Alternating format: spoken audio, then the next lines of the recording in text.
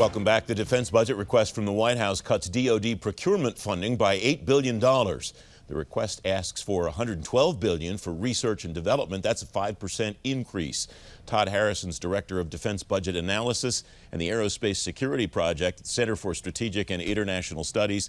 Todd, it's good to see you. Thanks for coming on as always. I guess the big question I always have for you when these things roll out is, once you've had a chance to go line by line to whatever detail you do, anything surprise you? Anything struck you as unusual or something you weren't expecting in this budget request?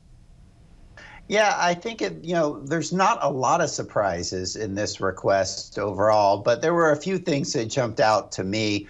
First of all, is we didn't see as big of a transfer from the Army to the Navy in terms of budget share as I think a lot of people had been expecting or fearing in the case of the Army. And so, what that means is that the Navy's procurement plans are scaled back a bit from what had previously been projected for FY22. And the Army did not actually take, significant cuts in force structure. So the Army is largely retaining its force, minor trim and in strength. So not a lot of rebalancing there like, some people had probably been expecting.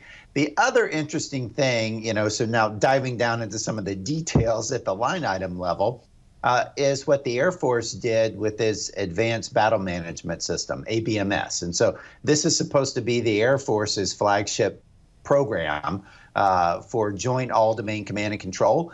And what they did is they actually cut the funding by more than half of what it was supposed to get in FY22, if you look at last year's projections. So they, really scaled down that program. And yet at the same time, the Air Force is saying that this is a top acquisition priority. One of the things that you educated me about a long time ago when I began this journey was that sometimes in these requests, we see nuggets like you just described with ABMS that may or may not be I think you used the term a cry for help at one point, where the Air Force is saying, within the budget construct that we have, we're asking for this, but maybe they don't say it explicitly. We really hope Congress changes this. Is that potentially one of the things that you see with the ABMS line and with the construct with the Navy, given the fact that, especially with ABMS, it's going to be the backbone of JADC2? Yeah, actually, I don't think that's the case on ABMS because Congress actually cut the funding for it last year. So I think the Air Force, I think this may be a signal that they're pausing and they know that they've got a problem in the way they're communicating the program and its objectives and what we're actually buying with the money. And they need to basically go back and re-baseline a bit before they start jumping into this further. I think there is a cry for help in other parts of the budget, namely, where the Air Force and the Navy are proposing to divest a lot of their existing platforms, what DOD is calling legacy platforms, but that becomes a very loaded term when you go to Capitol Hill. But they're proposing divestments of planes and ships that I think they're pretty sure Congress is going to add them back. But what it does is it puts the onus on Congress to figure out how to pay for it, either by cutting other things in the DOD budget, or I think what DOD hopes is that Congress will actually raise the overall top line of the defense budget to fund these things. The other item that is always interesting to me about the budget is what's not in the budget and winds up on the wish lists for each of the services. What struck you, if anything, about any of the wish lists that we've now seen since the budget request has come out? Well, the most interesting and somewhat humorous thing about the wish list is that, the budget came out and the wish list came out almost immediately after it. Normally, there's a bit of a lag before the services actually get around to submitting those to Congress, but they came out almost at the same time this year.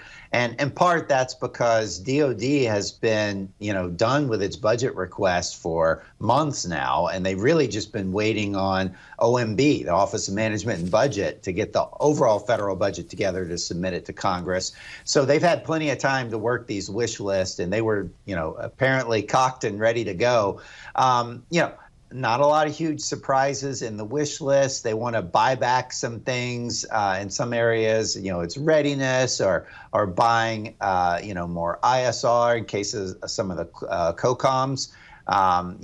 That's one of the things that stood out to me is looking at Southcom, because it's not just the military services. The COCOMs also submit these wish lists. But Southcom cited the need for more ISR funding because last year Congress eliminated the ISR transfer fund, which had been used by the COCOMs to get more ISR support in their region so they could have a better idea of what's going on the ground and track things. And so now Southcom is coming back and saying, hey, that's on our wish list. We want to get some more ISR funding in here. Todd Harrison, thanks very much as always. Great to have you in the program again. All right, glad I could do it.